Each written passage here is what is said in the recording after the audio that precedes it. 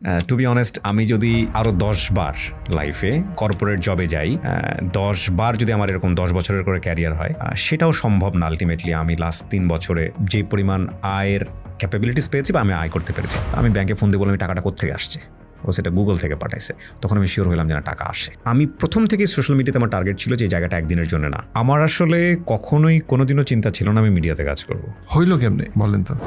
কিছু আনএক্সপেক্টেড ঘটনাও ঘটে, যেটা হয়তো আমি মিডিয়াতে কোনোদিনও বলতে পারবো না, বলাটা উচিত হবে না। তো চাকরি থাকবে না। প্রচুর ফ্রাস্ট্রেটেড থাকতাম একটা সময়, all through academic first class result, এবং আমার পরিচয় হবে দিন শেষে রেডিও আর আর্টসে। ভয় আছে, আতঙ্ক আছে, হ্যাপিনেস আছে, সব কিছু আছে। আমি বুঝি এটা যে কিছু কিছু মানুষ এসে স্টোরি বলতেছে, এটা আসলে প্রচার করলে 10,000 মানুষও দেখবে না, কিন্তু আমার দায়বদ্ধতার জায়গা থেকে আমি এটা প্রচার করি। বাংলাদেশের কোটি কোটি মানুষকে কাঁদাইছেন এবং হাসাইছেন অনেকবার। যে এই স্টোরিটা আমাকে কাঁদাচ্ছে। হ্যাঁ, আমি প্রচুর কেঁদেছি। আমি মানুষের গল্প শুনতে গিয়ে প্রচুর কেঁদেছি, প্রচুর হেসেছি, এবং এরকমভাবে প্রচুর ছেলে মেয়ে ফ্যামিলিতে ফিরে গেছে। কেউ কেউ আছে 52 স্বাধীনতার আগেও হারিয়েছে। এরকম কিছু ছেলে মেয়েকেও আমি তাদের শিকড়ে ফেরাতে পেরে। আমার কাছে কিছু কিছু স্টোরি আছে, স্টিল আছে। আমি যদি আজকে প্রচার করি, কালকেই মনে করেন যে হাউকাউ শুরু হয়ে যাবে সারা বাংলাদেশে, কিন্তু আমি জানি এটার ইম্প্যাক্ট ভয়ানক। সালাম আলাইকুম ভাই, কেমন আছেন? ওয়ালাইকুম আসসালাম ভাই, খুব ভালো আছি, এবং আমি কিছুটা নার্ভাস আপনার সামনে বসে। আমি খুবই এক্সাইটেড, এবং আমরা যে জায়গা থেকে ডিসকাশনটা শুরু করতে পারি সেটা হচ্ছে গিয়ে যে একজন আরজে কিবরিয়া কীভাবে হইল। আমাদের অনেক মিডিয়া কর্মী আছে, এবং সেই জায়গাটা থেকে আপনি একজন। অবশ্যই আজকে থেকে 3 বছর আগেও আপনি ভালো ছিলেন, ভালো করছিলেন। ঢাকা ইউনিভার্সিটি থেকে অনেকেই গ্র্যাজুয়েট করছে, তো সবাই আরজে কিবরিয়া না। গত 3 বছরে আপনার কোটি কোটি ফলোয়ার, আপনার হিউজ একটা আবেগের জায়গা আপনি স্পর্শ করতে পারছেন, এবং সবচেয়ে বড় কথা আপনি মানুষকে হেল্প করতে পারছেন। মিডিয়াতে আপনার কোনো অশালীন পরিচয় নাই। কেমনে হইল? আচ্ছা, লাস্ট লাইনটার ব্যাপারে বোধহয় অনেক আপত্তি করবে যে আসলে অশালীন পরিচয় বা এরকম, এটা কিছু কন্ট্রাডিক্টরি ডেফিনেটলি আমাকে নিয়ে আছে। বাট বাকি বিষয়গুলো আপনি যেগুলো বলেছেন সেগুলোর সাথে আমি মোটামুটি একমত। একটু যদি শুরুটা বলি, আমার আসলে কখনোই কোনোদিনও চিন্তা ছিল না আমি মিডিয়াতে কাজ করব, কখনোই ছিল না। এটা হয়ে গেছে আসলে ওই যে বলে না যে হঠাৎ করে হয়ে যাওয়া এরকম কোনো কিছু। আমি যখন সেকেন্ড ইয়ারে পড়ি তখন আমার রেজাল্ট খারাপ হয়। খারাপ বলতে আসলে এই খারাপ হওয়ার পেছনে আমার কোনো হাত ছিল না। আমি মানে আমার আসলে লাইফে তেমন কোনো মেন্টর ছিল না, কিন্তু আমার বাবা মা সবসময় যেটা বলেছে, যাই করো যেটা করো ফার্স্ট হইতে হবে। তা আমি জানি না যে সব জায়গায় ফার্স্ট হওয়া হয়তো জীবনে আজকে এই জায়গাটায় নিয়ে আসার মানে একটা বলা যেতে পারে মোটিভ ছিল। তো সেকেন্ড ইয়ার আমার যখন রেজাল্ট খুব খারাপ হয়ে যায়, এটা আসলে আমার এক শিক্ষকের ভুলের কারণে। উনি আমাকে যেটা থাকে আমাদের ওই যে ইন কোর্সের পরে একটা আপনার অ্যাসাইনমেন্ট জমা দিতে হয়, ওই অ্যাসাইনমেন্টের মার্কসটা উনি যুক্ত না করার কারণে আমার রেজাল্ট সেকেন্ড ক্লাস চলে আসে। আমার ফার্স্ট ইয়ারে ফার্স্ট ক্লাস ছিল, তো এটা আমি কোনোভাবেই মানতে পারছিলাম না। ওটা আমার জন্য খুব শকিং ছিল। তো আমি ধরেই নিই যে আমার সেকেন্ড ক্লাসে যেহেতু আমার বন্ধুরা অনেক এগিয়ে গেছে এবং আমি খুব দুঃখজনকভাবে পিছিয়ে গেলাম, তো আমার জীবনে আর ফার্স্ট ক্লাস পাওয়া হবে না।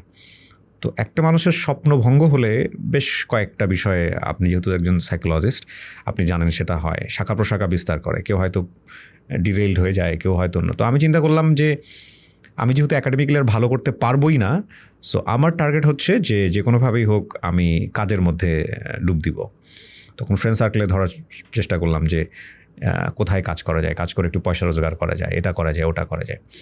তো এগুলো। আরেকটা হচ্ছে ওই সময়টাতে আমি ডিবেট দেখতাম, আমার ডিবেট খুব ভালো লাগতো। হল ডিবেটিং ক্লাবে গিয়ে ডিবেট করতাম।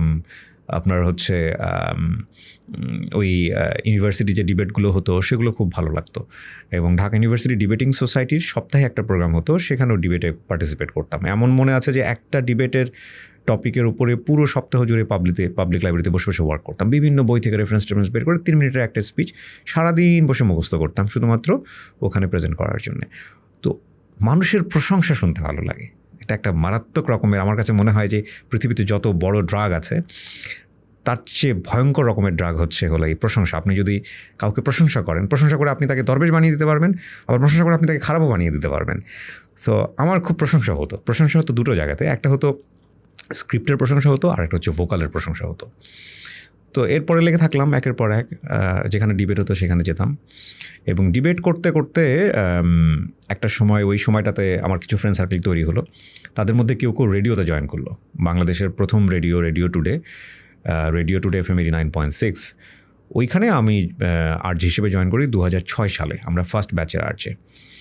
তো ওখানে জয়েন করার আসলে ব্যাপারটা ছিল এরকম যে না, যে আমি আসলে আরজে হতে চাই বা মিডিয়াতে কাজ করতে চাই, বিষয়টা এরকম না। আমি তখন টিউশনি করে ইনকাম করি মাসে 3 থেকে 4 হাজার টাকা, আর আমি জয়েন করছি জবে, ওখানে স্টার্টিংয়েই 10 হাজার টাকা স্যালারি, 2006 সালের কথা বলছি। এবং গাড়ি দিয়ে নিয়ে যাবে হলের সামনে থেকে, আবার গাড়ি দিয়ে নামিয়ে দিয়ে যাবে, এটা বিশাল ভাবের ব্যাপার। তো মনে করেন যে স্টুডেন্ট হিসেবে থার্ড ইয়ারে থাকা অবস্থায় বা ফোর্থ ইয়ারে থাকা অবস্থাতেই এটা একটা বিশাল ব্যাপার ছিল। আমার যদি মনে পড়ে যে ফোর্থ ইয়ার অথবা অনার্স কমপ্লিট করার পরের ঘটনা এটা। এই যে শুরু করলাম, এবং ওই যে বাবা মা একটা জিনিস শিখিয়েছিল, যেখানেই কাজ করো you have to be top. আমি টপ হয়েছে কিনা আমি জানি না, বাট আমি ওই হাডুডু খেললেও ওই জিনিসটা মাথায় থাকতো। আর ওই কন্টেন্ট ক্রিয়েশন বলেন, রেডিওতে শো বলেন, ওইটা মাথায় থাকতো।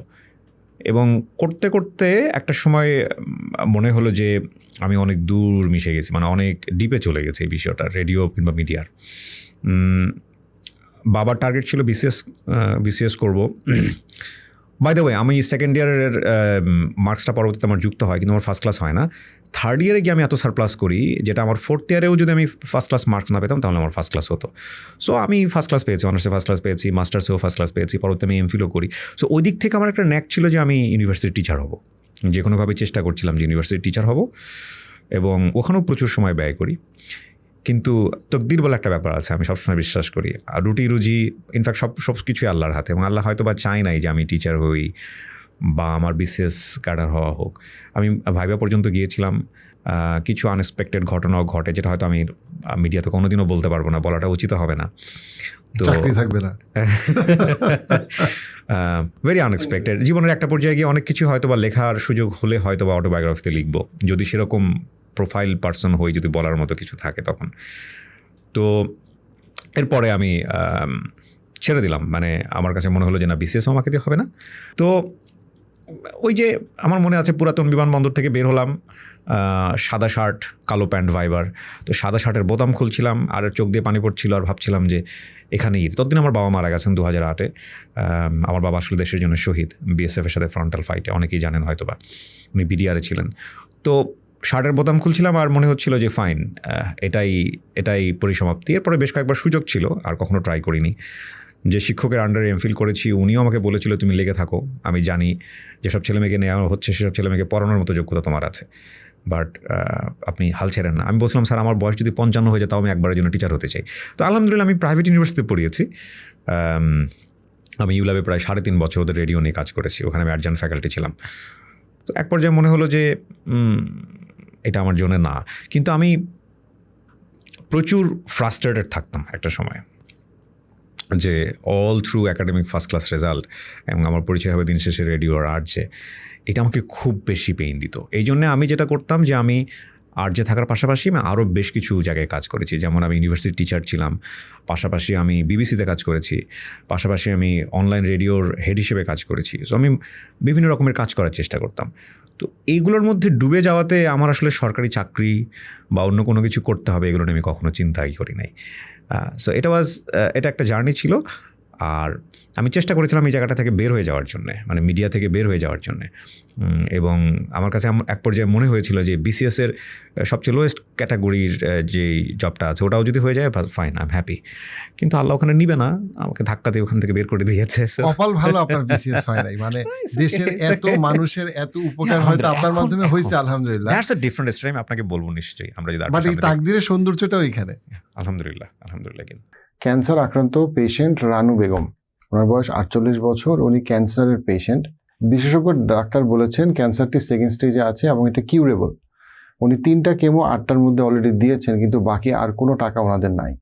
আমি ইয়াহিয়া আমিন 5,000 টাকা দিয়ে ওনার সাথে সহযোগিতায় এগিয়ে এসেছি, আপনারাও এগিয়ে আসুন। ওনার ডিটেলসটা নিচে দেওয়া আছে, সো দ্যাট লাইফস্প্রিং ফাউন্ডেশনের মাধ্যমে আমরা ওনার এই ক্যান্সারের এই কঠিন যাত্রায় ওনাকে হেল্প করতে পারি, সো দ্যাট উনি আবার সুস্থভাবে ওনার স্বাভাবিক জীবনে ফিরে আসতে পারেন। হয়তো আপনি যদি বিসিএসে জয়েন করতেন, আপনার যে একটা গ্রেট ইম্প্যাক্ট এত অল্প বয়সে আমরা দেখতে পাচ্ছি, সেটা হয়তো আমাদের দেখা হতো না। আমার আফসোস আছে ডেফিনেটলি, আমি এই জায়গাটাই বলি। আমার আজকে আমি যতটুকু পর্যায়ে আছি সেটা নিয়ে আমার ভয় আছে, আতঙ্ক আছে, হ্যাপিনেস আছে, সব কিছু আছে। কিন্তু আমার আফসোসের একটা চূড়ান্ত জায়গা আছে, সেটা হচ্ছে মানুষ বলে না, যদিও খামখেয়ালিভাবে বলে যে নতুন করে যদি শুরু করার জায়গা থাকো তাহলে আপনি কী হইতেন। মানে আমি যতটুকু অ্যাচিভ করেছি, আমি জানি না আমি কতটুকু করেছি, আলহামদুলিল্লাহ আপনারা অনেক বেশি অ্যাপ্রেজ করেন, সেটার জন্য আমি আপনাদের প্রতি কৃতজ্ঞতা জানাই। বাট এগুলোকে আমি সাইড করে রেখে আমি নতুন করে পড়াশোনা করতাম ডাক্তার হওয়ার জন্যে। কারণ শিক্ষকতা পেশার প্রতি আমার আর রেসপেক্ট আছে ডেফিনেটলি, বাট ওই মানে বলতে গেলে যেই প্যাশনটা থাকার সেটা আর নাই। এটার প্রধানতম কারণ হচ্ছে যে আমি নিজেও পড়িয়েছি বা সমস্ত কিছু মিলিয়ে সার্কামস্ট্যান্সেস মিলিয়ে ওই আগ্রহটুকু নাই। কিন্তু আমার ডাক্তার হওয়ার ব্যাপারটা আমার কাছে খুব বেশি অ্যামেজিং লাগে। কারণ আমার কাছে মনে হয় কি যে ওনাদের হাতে সবসময় মিরাকল থাকে, মিরাকল নিয়ে ওরা নাড়াচাড়া করেন। একজন ডাক্তার সে চাইলে একটা রোগীকে তিনি সুস্থ করে দেওয়ার ক্ষমতা রাখেন with the name of Almighty Allah. So এইটা এর চেয়ে বড় পেশা, মানে এর চেয়ে মহান পেশা আর কী হতে পারে। এইটার প্রতি আমার প্রচণ্ড রকমের একটা ন্যাক আছে, এবং যখন আমি এটা রিয়েলাইজ করেছি তখন আমার লাইফের ওই স্প্যানটা শেষ। মানে আমি নতুন করে পড়াশোনা করে ডাক্তার হওয়ার সুযোগটা আর নাই। এইটা আমার একটা বিশাল আফসোসের জায়গা। সো মেন্টরশিপ থাকাটা ভালো জীবনে, থাকলে হয়তো বা আমি বলি আপনাকে যে আমি এমন একটা পরিবারে বড় হয়েছি বা এমন একটা কমিউনিটিতে বড় হয়েছি, যেই কমিউনিটিতে আসলে ইন্টার পাস করার পরে কোন ডিগ্রি এটা বলার মতো লোক ছিল না। আইএ বলে আমাদের গ্রামে, আইএ পাস, আইয়ের পরে কি পড়তে হয়, আইয়ের পরে বিএ, তারপরে কি হয় এটা বলার মতো লোক ছিল না। তো ওই রকম একটা কমিউনিটি থেকে খুবই দৈবক্রমে, এবং আমার মনে আছে আমি গ্রামের স্কুলে আপনার ক্লাস 8 পর্যন্ত পড়াশোনা করেছি। আমার মামা হুট করে একদিন গিয়ে বললো যে আমার মাকে বলতেছে যে তোর ছেলে কি করে, এই যে দেখ ফুটবল খেলতেছে, আচ্ছা ওকে আমি নিয়ে যাই। আমার মামা ক্যান্টনমেন্টে ছিল, ওকে আমি নিয়ে যাই আমার স্কুলে, এখানে ভর্তি করে দিই। গ্রামের স্কুল থেকে নিয়ে এসে ভর্তি করাই দিল আমাকে ক্যান বোর্ডে, বগুড়া ক্যান বোর্ডে। এবং খুব ইন্টারেস্টিং স্টোরি, আমি গ্রামের স্কুলে ছিলাম 1 নাম্বার না 2 নাম্বার, আমি ক্যান বোর্ডে ভর্তি হলাম 59 জনের মধ্যে, আমার পজিশন 59 নাম্বার। কিন্তু ওই যে টেস্টটা ছিল যেখানেই থাকে 1 নাম্বার 2 নাম্বার হইতে হবে।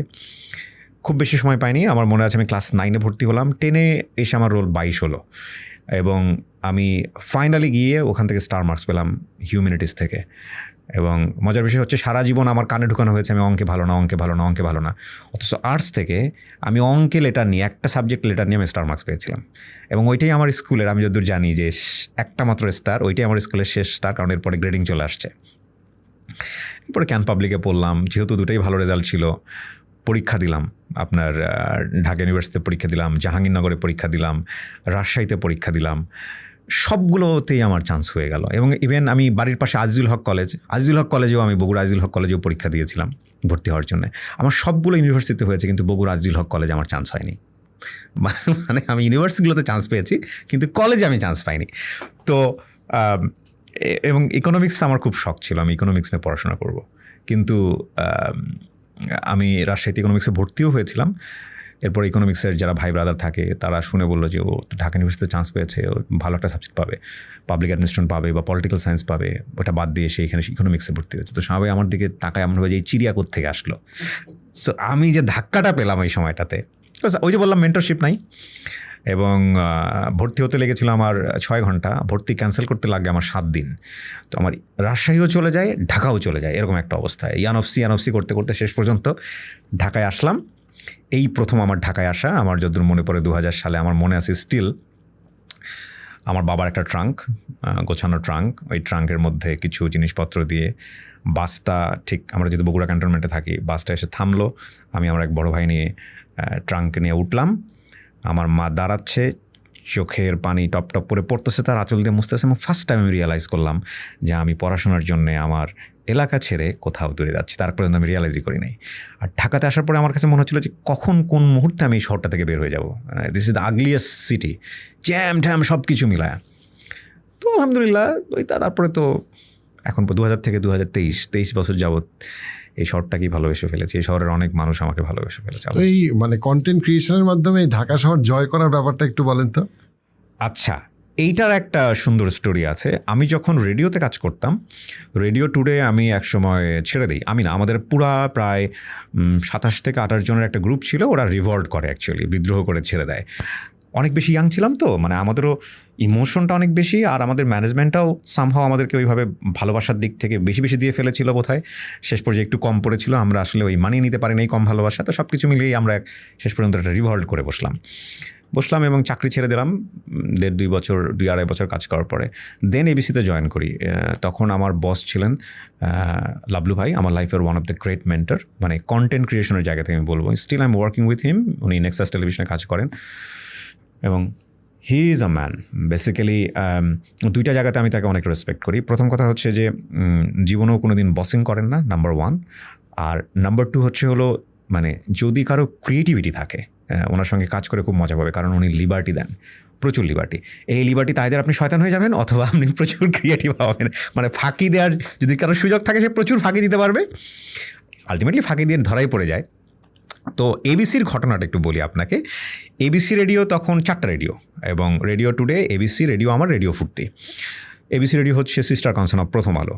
তো লতিফুর রহমান সাহেব তখন বেঁচে ছিলেন, এবং লতিফুর রহমান সাহেব প্রতি বছরে একবার করে আসতেন ওই দিবসগুলোতে, মানে জন্মদিনে আসতেন এবিসি রেডিও। এসে শুধু আফসোস করতেন যে 4টা রেডিওর মধ্যে আমার রেডিওটা 4 নাম্বার, প্রথম আলো 1 নাম্বার, ডেইলি স্টার 1 নাম্বার, কেন এবিসি রেডিও 4 নাম্বার হবে? উনি টাকা পয়সা নিয়ে কখনো কোনো কথা বলতেন, উনি বলতেন যে কেন আমরা 1 নাম্বার হতে পারছি না। এটা সবসময় কনসার্ন ছিল। এবিসি রেডিওর প্রথম যেটা ছিল যে ওনারা প্রায় 60-70% নিউজ নিয়ে মুভ করতেছিল। তো বেশ কয়েকটা সার্ভে হওয়ার পরে যেটা দেখা গেল যে এবিসি রেডিও সবই ভালো আছে, কিন্তু কোনো সিগনেচার প্রোগ্রাম নাই, যে সিগনেচার প্রোগ্রাম দিয়ে আলটিমেটলি হচ্ছে রেডিওটা টপে থাকে। এখন তখন রেডিও ইন্ডাস্ট্রিতে সিগনেচার প্রোগ্রামগুলো কী ওগুলো ফাইন্ড আউট করা যায়। লাইক রাতের বেলা মানুষ ভূতের গল্প শোনায়, এটা সিগনেচার প্রোগ্রাম। রাতের বেলা মানুষ প্রেম ভালোবাসার গল্প বলে, এটা সিগনেচার প্রোগ্রাম। সো আমাদেরকে এরকম কিছু একটা স্টোরি বেস করতে হবে, কিন্তু আমরা কী করবো আমরা জানি না। ওই যে বললাম যে এক্সপেরিমেন্ট করতাম প্রচুর, এবং ওগুলো উনি পছন্দ করতো। তো আসলে মানুষের যদি টার্গেট থাকে যে আমাকে পৌঁছাইতে হবে, যদি পথ জানা নাও থাকে, পথ বের হয়ে যায়। হ্যাঁ, তো আমি আর লাবলু ভাই রেগুলার বসতাম, লাবলু ভাই কী করে যায়। তো আমাদের আরজেদের কাজ ছিল যে প্রচুর SMS আসতো, ওই 5টা SMS পরে একটা গান বাজানো, খুব কমন ট্রেন্ড। আমি জানি না এখন রেডিওতে কী হয়, রেডিও আমার ভাবে শোনা হয় না। তো লাবলু ভাইয়ের সাথে একদিন বলবে, লাবলু ভাই আমরা আর SMS পড়বো না, এখন লোকজনকে বলি ফোন করে মনের কথাগুলো বলবে, এগুলো আমাদের এখানে রেকর্ড হবে, আমরা ওদের রেকর্ডিংগুলো বাজায় আমরা গান বাজাবো, এটা কেমন হয়? কইরা দেখেন। আসলে তো কোন নৌকা কোন দিকে যাচ্ছে আমরা জানি না, নাবিক আছে একজন, কিন্তু চলতেছে না। তো করার পরে যেটা হলো, ইন্টারেস্টিংলি প্রতি শোতে আমার হয়তো 200, 300, 250 এরকম অডিও কল আসতো। এগুলো বসে বসে কাটতাম, কেটে ওই জোড়া দিতাম, এটার পরে এটার পরে এটা, তো জোড়া দিয়ে গান বাজাচ্ছি। তখন সোশ্যাল মিডিয়া কেবল আসতেছে, মানে তখন একটা পেজ খোলা হয়েছে, বা ওইগুলো অতটা গুরুত্ব নেই। আমি আপনাকে যখন একটা কথা বলছি, তখন 11 সালের দিকের কথা। ইন্টারেস্টিং একটা হলো, একদিন শো করতে করতে মনে হলো যে যারা আমাকে অডিওগুলো পাঠায়, এদের সাথে একটু কথা বললে কেমন হয়। আমার স্টিল মনে আছে, আমি অনেকগুলো ইন্টারভিউতে বলেছি। এই ছেলেটার নাম ছিল রানা। আমি জানি না রানা এখন বেঁচে আছে কিনা। ও বিদেশ ফেরত একটা ছেলে ছিল, প্রায় 10 থেকে 12 বছর বিদেশে থেকে প্রচুর অর্থ করে কামিয়ে দেশের বাড়িঘর করেছে, বউয়ের জন্য গহনা করেছে, মানে যেভাবে চাইছে সবাইকে দিয়েছে আর কি। এই ছেলেটা দেশে আসার পর তার অ্যাক্সিডেন্ট হওয়ার পরে সে বেড রিডেন হয়ে যায় ফর 1 year 2 year, এবং ডাক্তার বলছে আর কখনোই সোজা হয়ে দাঁড়াতে পারবে না।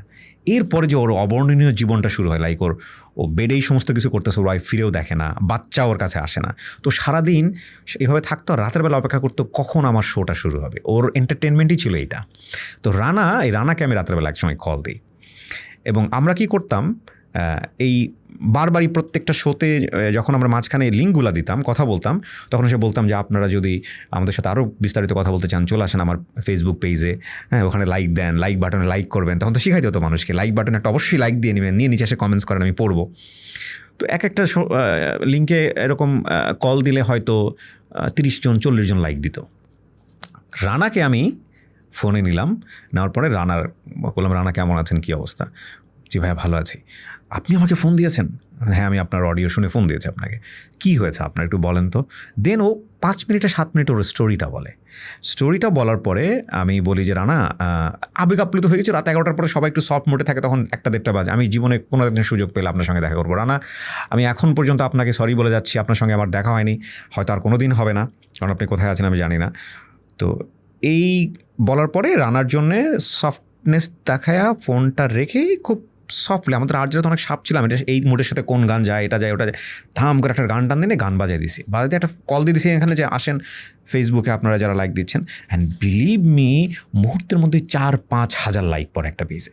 তো যখন আমার গা এখনও শিউরে উঠছে, যখন আপনি একটা লিঙ্কে কল দিলে আপনার 20-30টা লাইক পড়ে, এরকম একটা স্টোরি শোনানোর পরে যখন আপনার 3-4 হাজার লাইক পড়ে গেল, that actually knock me, something happen, কিছু একটা হয়েছে। কেন এত লোক শুনলো, কেন এত লোক লাইক দিল, এখানে দুইটা বিষয় খুব গুরুত্বপূর্ণ। দেখেন, একটা হচ্ছে প্রথমত আমি দেখতে পেলাম জিনিসটা, যে রেসপন্সটা প্রথমত আমি দেখতে পেলাম। আমাদের সমস্ত মিডিয়া কিন্তু ওয়ান ওয়ে কমিউনিকেশন। লাইক রেডিওতে আপনি একটা শো করতেছেন, আপনি শো করে খুব হ্যাপি, কতজন মানুষ দেখে কতজন মানুষ শোনে আপনি বুঝতেছেন না। টেলিভিশনে আপনি একটা শো করছেন, কতজন মানুষ দেখে কতজন মানুষ শুনে আপনি বুঝতেছেন না, আপনি শো করে হ্যাপি। কিন্তু এই প্রথম সোশ্যাল মিডিয়া আমাদেরকে একটা চোখে আঙ্গুল দিয়ে দেখাই দিল, কন্টেন্ট যদি ইন্টারেস্টিং হয় তাহলে মানুষ দেখে। তো এটা 2011 সালের কথা বলতেছে। তারপরে আমরা আমি আর লাভলু ভাই বসে লাভলু ভাইকে বললাম যে লাভলু ভাই এরকম একটা ঘটনা ঘটছে, আচ্ছা ঠিক আছে আরও 2-1টা এক্সপেরিমেন্ট করেন। তো এক্সপেরিমেন্ট করা শুরু করলাম, তখন দেখলাম যে হ্যাঁ এগুলো তো হচ্ছেই, আসলেই তো হচ্ছে, মানুষের স্টোরি পছন্দ করে, এদিকে তো স্টোরি তো আছেই, মনে করেন এই যে লাভগুরু আছে, ভূত FM আছে। দেন আমি একটা ডিফারেন্ট জনরা বেছে নিলাম। ইট was not love, it was not ভূতের গল্প, এটা মানুষের গল্প, মানুষের জীবনের গল্প। অ্যান্ড বিলিভ মি, যখন আমি জীবন গল্পটা শুরু করি বা জীবন গল্পের দিকে গেলাম, তখন আমার কাছে মনে হয়েছে যে প্রতিটা এপিসোড এক্সাইটমেন্টের, প্রতিটা এপিসোডের নতুন। আপনি ভূতের গল্প শুনতে বসছেন মানে আপনি মাইন্ডসেট করেই বসছেন আপনি ভয় পাবেন। আপনি প্রেমের গল্প শুনতে বসছেন মানে হচ্ছে আপনি মাইন্ডসেট করেই বসছেন দুটো মানুষ প্রেম প্রীতির মধ্যে থাকবে অথবা তাদের বিরহ হবে, কিছু একটা হবে। কিন্তু আপনি যখন লাইফের স্টোরি শুনতেছেন তখন স্কেলটা অনেক বড়, এবং সেই স্কেলে আপনি বুঝতেই পারবেন আজকের গল্পটা আপনাকে কোন ফিলিংসে নিয়ে গিয়ে শেষ করবে। এইটা ছিল খুব মজার। এবং প্রথম দিকে আমরা লাইভ করলাম, লাইভ করার পরে দেখা গেলো যে রাত 2টা 3টা 4টা বেজে যায়, গল্প শেষ হয় না। তাহলে ভাই বলে তো রেডিও সেন্টার বন্ধ করে দিতে হবে আপনার জন্য এই অবস্থা হলে। প্রেসাইজ করেন, প্রেসাইজ করতে গিয়ে দেখলাম আচ্ছা আর মজার গল্প দেখা যায় যে লাইভ করতে গিয়ে গেস্ট আসার কথা, গেস্ট আসে নাই, কী করবো এখন, গান বাজাও, এটা তো হয় না। তারপর 2জন গেস্ট নেওয়া শুরু করলাম, একজন গেস্টকে 12:30টার মধ্যে শেষ করে দিতে হবে, পরের জনকে 1:30টার মধ্যে। 12:30টার গেস্ট দেখা গেলো 1:30টা বেজে গেছে, 1:30টার গেস্ট শুরু হলে দেখা গেলো গল্পটির মধ্যে বলতে পারছে না, 3:30 বেজে গেছে। তারপর আমরা রেকর্ডিংয়ে গেলাম, প্রেসাইজ করলাম, এডিট করলাম। এই জায়গাটায় আমি আসবো যে এডিট কোনটা ফেলতে হয় কোনটা রাখতে হয়, এবং আপনার হচ্ছে গল্পটা আমরা একদম প্রেসাইজ করে 1 ঘন্টার মধ্যে প্রেজেন্ট করা শুরু করলাম। অ্যান্ড আমি রেডিওতে যে কাজগুলো করছি,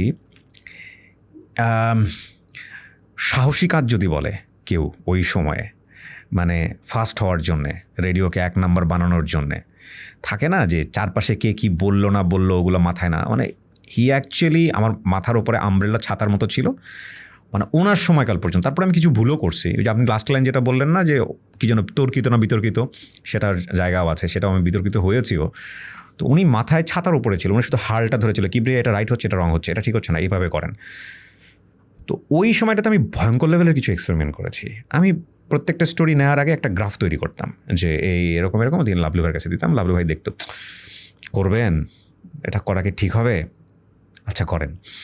তো আনতাম এবং উনি শুনতো, আগে শুনে দিতে, তারপরে ঠিক আছে কি এটুকু বাদ দেন, ওটুকু করেন না, এটুকু করেন, এটুকু করেন। আমার মনে আছে হ্যালো ইট 920 ছিল অনুষ্ঠানের নাম। আমরা 22তম এপিসোডে গিয়ে পুরা রেডিও ইন্ডাস্ট্রিতে আমরা 1 নাম্বার পজিশনে চলে আসি, পুরো রেডিও 22তম।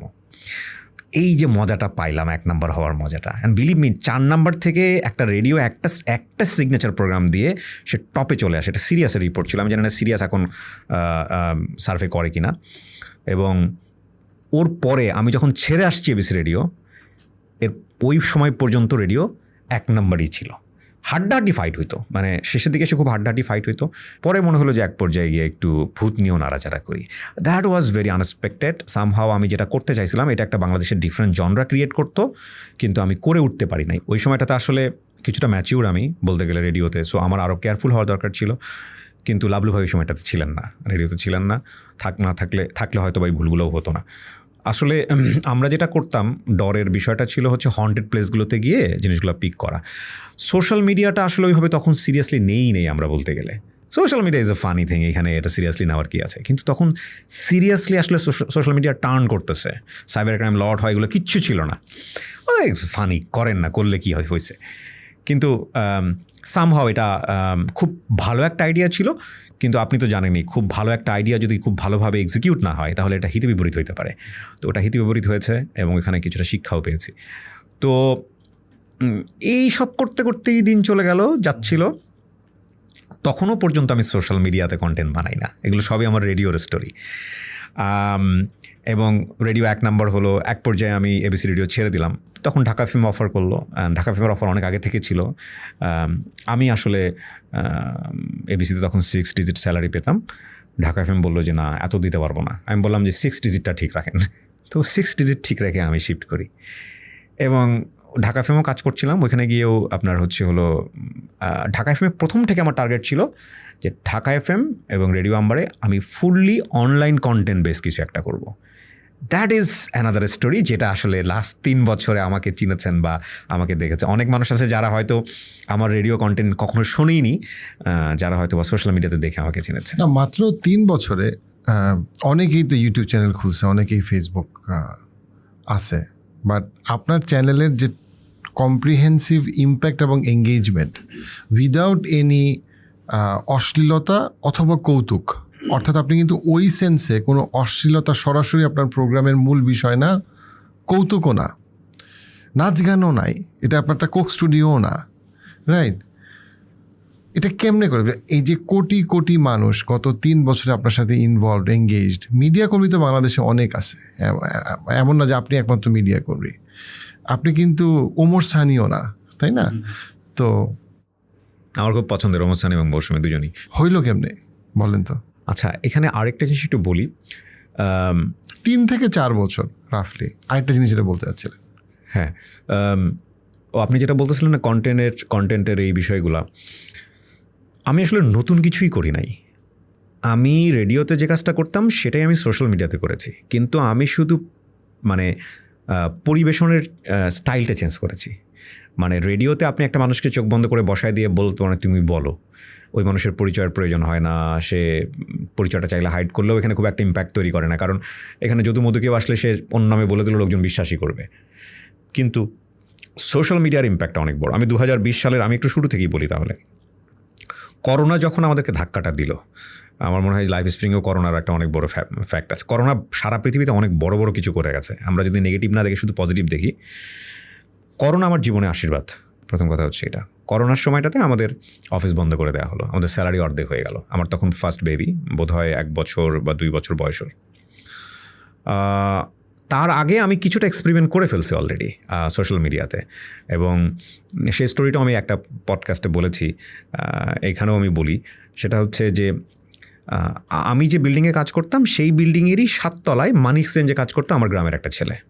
ও সম্পর্কে আমাকে আঙ্কেল করে ডাকে আর কি, মানে ভাতিজার সম্পর্ক আর কি। ও একদিন আমাকে ফোন দিয়ে বলে যে আঙ্কেল, একটু আপনার সঙ্গে দেখা করব, আপনার বিল্ডিংয়ে থাকি আমি। কিসের জন্য দেখা করবো? বলছে আপনি একটু আসেন, ওই আমার একটা ভয়েস লাগবে আপনার। তুমি আমার ভয়েস দিয়ে কী করবা? আসি, আপনারা সব বুঝাই বলবেন। আমি ঠিক আছে আসো। স্যামসাং একটা মোবাইল আর এই যে বয়া মাইক্রোফোন নিয়ে আসছে, এসে বলে আপনি শুধু বলেন যে আমাদের চ্যানেলটি সাবস্ক্রাইব করুন। আমি বললাম তুমি কী করবা চ্যানেলটি সাবস্ক্রাইব করুন? তো বলছে আমি একটা ইউটিউব চ্যানেল চালাই, ওইখানে আমার একটা ইন্ট্রো ভিডিও দিতে হবে। আমি বলছি ঠিক আছে বলে দিব। তো বলে দিছি, গ্রামের ছেলে। তারপর আমি ওকে বললাম যে তুমি কী করো? তো বলছে আমি যে গ্রামে গঞ্জে যাই, বিভিন্ন জায়গাতে যাই, হাটে বাজারে যাই, ওখানে যে গানগুলো হয় সেগুলো পিক করি, আর ওই যে মাছ টাছ কাটে বড় বড় মাছ, এগুলোর ভিডিও নেই, নিয়ে আমি ইউটিউবে দিই, দিয়ে আমি এডিট করে দিই। তোমার ক্যামেরা করি? বলছে আমার এই যে ফোন দিয়েই করি। তুমি ভিডিও এডিট পারো? তো বলছে হ্যাঁ আমি ভিডিও এডিট পারি। তো আমি তো একজন ভিডিও এডিটর খুঁজতেছি, তুমি আমার এখানে জয়েন করো। তো বলছে না কাকা, আমি জয়েন করবো না। আমি জানি না কতদূর পর্যন্ত লেখাপড়া করছে, রেডিওতে একজন ভিডিও এডিটর আমি অফার করতেছি okay, it's a very renowned group, Amber group. তো ও যখন বললো যে আমি জয়েন করবো না, তখন আমার কিছু খুব খটকা লাগছে যে কী বলে ছেলে, আমি অফার করছি জয়েন করবে না, এরকম একটা প্রেস্টিজিয়াস জব। তো আমি বললাম যে তুমি কয় টাকা পাও এখান থেকে কাজ করে? তো আমি গত মাসে 70,000 টাকা পাইছি। আচ্ছা, তো এটা শোনার পরে আমি হেসে দিছি। বিলিভ মি, আমি আপনাকে যে কথাটা বলতেছি এটা আজ থেকে 3 বছর আগের গল্প। ইউটিউব থেকে যে পয়সা আর্ন করা যায়, আমি কতটা বোকা ছিলাম আজকে আমার বলতে, মানে আমি তখন পর্যন্ত বিশ্বাস করি না। লোকজন ধুমায় ইনকাম করতেছে, বাট আমি বিশ্বাসই করি না যে ইউটিউব থেকে পয়সা, আমাদের দূর, এগুলো ধাপ্পাবাজি ছাড়া কিচ্ছু না। তো 70,000 টাকা ইনকাম করছে, 70 না 74 মতো। আমি বললাম যে, তো আমার কথা দেখে বুঝতে পারছে যে কাকা এটা বিশ্বাস করে নাই। তো করছে কি, ওই 7 তলায় গেছে, গিয়ে ওর ড্যাশবোর্ডের, ইউটিউবের যে ড্যাশবোর্ডে থাকে ওটার স্ক্রিনশট তুলে আমাকে ইনবক্স করছে। ওইটা দেখার পরে ফার্স্ট হচ্ছে হলো আমার মাথায় একটা বাড়ি দেয় যে content actually I have, content তো আমার হাতেই আছে, তো আমি একটু দিয়ে এক্সপেরিমেন্ট করে দেখি না কেন। আমার 5 বছর যাবৎ ইউটিউবে $50 হয়ে বসেছিল, 50 থেকে 51 করি নাই। আমার আগ্রহী, আমার কাছে এগুলো এমনি এমনি হয়, এগুলো পাঠায় না। তো এরপরে আমি একটু এক্সপেরিমেন্ট করা শুরু করলাম, $100 হলো এই মাসে। তখনও আমি বিশ্বাস করি না টাকা আসতে পারে। তারপরে একদিন ব্যাংকে টাকা আসলো, আপনার হচ্ছে তখন 84 করেছিল বোধহয়, 8,400 সামথিং ইনওয়ার্ড রেমিটেন্স হিসেবে আসে টেক্সট। আমি ব্যাংকে ফোন দিয়ে বললাম আমি টাকাটা কোত্থেকে আসছে, ও সেটা গুগল থেকে পাঠাইছে। তখন আমি শিওর হলাম যে না, টাকা আসে। তারপরে তো আমি ফ্লাই করা শুরু করলাম যে ঠিক আছে, less my new sector. By the way, আমি কখনোই কোনো দিন টাকা ইনকাম করার জন্যে ওইখানে ওইভাবে মুভ করি নাই। আমার সবসময় টার্গেট ছিল ডিজিট, কতজন মানুষ দেখতেছে। আমি ভিউটাকে টার্গেট করতাম অলওয়েজ, মানে ভিউ যদি বাড়ে সাবস্ক্রাইবার বাড়বে, ভিউ যদি বাড়ে আপনার আর্নিং বাড়বে। আমাকে কেউ শেখায় নাই, আমি প্রত্যেকটা জিনিস ধরে ধরে শিখছি। আর আমার লাইফের যদি বলেন যে ইউটিউবের মেন্টরকে, তাহলে ওই যে ওই ছেলেটা, ও কাকা এটাইভাবে হচ্ছে না, এখানে RPM হলে এইটা হয়, ওইটা হলে এরকম হয়। তারপরে তো ফেসবুকে আসলো লাস্ট 1-1.5 বছর যাবৎ। ফেসবুকেরও সবচেয়ে ক্রিম টাইমটাতে আমরা ছিলাম। এবং আচ্ছা, এখন আপনার যে প্রশ্নটা, ওইটার আমি একটু প্রেসাইজলি অ্যান্সারটা দিই। কন্টেন্টের জায়গাটাতে আসি। 2020 সালে যখন স্টোরি ছোট ছোট পার্টগুলো দিয়ে আমরা এক্সপেরিমেন্ট করতেছিলাম, চুম্বক পার্টটা দিতাম, যে দেখা গেল গল্পের এমন একটা পার্ট যেটা শুনে মানুষের মধ্যে ক্ষুধা তৈরি হবে পুরো গল্পটা জানার জন্য। ওইটার যে রিচ ছিল, ওইটার যে ভিউজ ছিল, দ্যাট ওয়াজ বিয়ন্ড ইমাজিন। মানে এত লোক দেখে, 40,000 শেয়ার হয়ে যায়, হ্যাঁ, 5 মিলিয়ন 7 মিলিয়ন মানুষ দেখতেছে। তো প্রথমে 2 মিনিট, তারপরে 5 মিনিট, তারপরে 7 মিনিট, তারপরে 10 minute, 15 minute, 20 minute, 30 minute, experiment করতে করতে 2 ঘন্টা 2.5 ঘন্টা পর্যন্ত নিয়ে গেছি আমি। তো এটা খুব ইজি। আপনি যদি খুব ভালো একটা সিনেমা বানান এবং সেই সিনেমার যদি মানুষকে ধরে রাখার যদি আগ্রহ, মানে ক্ষমতা থাকে, টাইম কখনোই ফ্যাক্ট হইতে পারে না। নেটফ্লিক্সে এরকম অনেক সিরিজ আছে যেগুলো মানুষ 8 ঘন্টা 7 ঘন্টা খাওয়া দাওয়া বাদ দিয়ে বসে দেখে একবারে শেষ করে তারপরে ঘুমাইতে যায়, বিকজ ওর সেই ক্ষমতাটা আছে ধরে রাখার। এরপর কী হয়? আর আমি মনে করি মানুষের লাইফে যা ঘটে সেটা যদি সে ভালো করে বলতে পারে, বা বলার প্যাটার্নটা একটা গ্রামার আছে, সেটা যদি সে তুলে নিয়ে আসতে পারে, মানে আমি এটা ব্যক্তিগতভাবে বিশ্বাস করি পৃথিবীর কোনো সিনেমা, হ্যাঁ ওখানে ফ্যান্টাসি গ্রো করা যায়, সিনেমাতে করা যায়, নাটকে বিভিন্ন রকমের লাইটিং টাইটিং দিয়ে ঘটনা এদিক ওদিক করে ফ্যান্টাসি করা যায়, বাট তার চেয়ে অনেক বেশি ফ্যান্টাসি মানুষের লাইফে থাকে।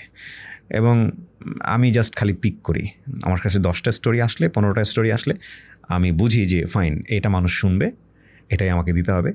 ওইখানে কিছু এথিক্যাল ব্যাপার স্যাপার থাকে যে এটা আসলে সোশ্যাল মিডিয়ার জন্য প্রযোজ্য কিনা। আমি আপনাকে এখানে আরেকটা ফুটনোট দিই, আমার কাছে কিছু কিছু স্টোরি আছে, স্টিল আছে, বড় বড় সেলিব্রিটিদের, যেগুলো প্রচার করলে, ধরেন আমি যদি আজকে প্রচার করি, কালকেই মনে করেন যে হাউকাউ শুরু হয়ে যাবে সারা বাংলাদেশে, কিন্তু আমি জানি এটার ইম্প্যাক্ট ভয়ানক। এটার ইম্প্যাক্টটা পড়বে যাকে নিয়ে বলা হয়েছে তার বাচ্চার উপরে, যাকে নিয়ে বলা হয়েছে তার উপরে, যে বলছে তার উপরে। আমি গল্প শুনছি, আমি জানি যে গল্প শুনে আমি গল্পটা প্রচার করতে পারবো না। আমি 2 ঘন্টা জুড়ে খুব মনোযোগ দিয়ে শুনতেছি, আমার ভিতর কষ্ট হচ্ছে, আমি টাইমটা নষ্ট করতেছি। সে বলে গেছে, সে প্রচুর পোক করেছে আমাকে মাসের পর মাস, আমি গল্প প্রচার করিনি। আমি এমন স্টোরি পেয়েছি যে গল্প প্রচার করলে রিলিজিয়াসলি একটা মানুষের প্রচণ্ড ক্ষতি হবে, কিন্তু সমাজ বাস্তবতা এটা চরম বাস্তব। এবং দেখা গেল যে এমন হতে পারে যে ওই কমিউনিটিতে আগুন ধরে যাবে, এবং আমি সে গল্প প্রচার করিনি। এই জায়গাটাই না, মানে সরি আমি আপনাকে করলাম যে মানে আপনার পার্টিকুলার চ্যানেলের ব্যাপারে যে জিনিসটা আমাকে সবচেয়ে বেশি অ্যামেজ করে, সেটাও ইন আ পজিটিভ ওয়ে, সেটা হচ্ছে আপনি বাংলাদেশের কোটি কোটি মানুষকে কাঁদাইছেন এবং হাসাইছেন অনেকবার, কিন্তু আপনি নৈতিকতার বাউন্ডারিটার বাইরে আপনি যান নাই বা যেতে হয় নাই। মিডিয়ার একটা খুব কমন ইয়ে হচ্ছে, যেহেতু আমরা অ্যাটেনশন নিয়ে খেলি, অনেক সময় অ্যাটেনশন অনেক কিছু পায় যেটা সীমা লঙ্ঘন করে, boundary of social values and সামাজিক নৈতিকতা অ্যান্ড অল অফ দ্যাট। কিন্তু এই যে জিনিসটা আপনি মানে দাঁড়া করাইলেন, ডেফিনেটলি এটা একটা সময় আপনি গ্রো করছে, স্কেল করছে, বাট গল্প চুজ করার ক্ষেত্রে এবং আপনার এই গল্পটাকে স্ট্রাকচার করে মানুষকে প্রেজেন্ট করার ক্ষেত্রে কোন জিনিসগুলো আপনি মাথায় রাখেন?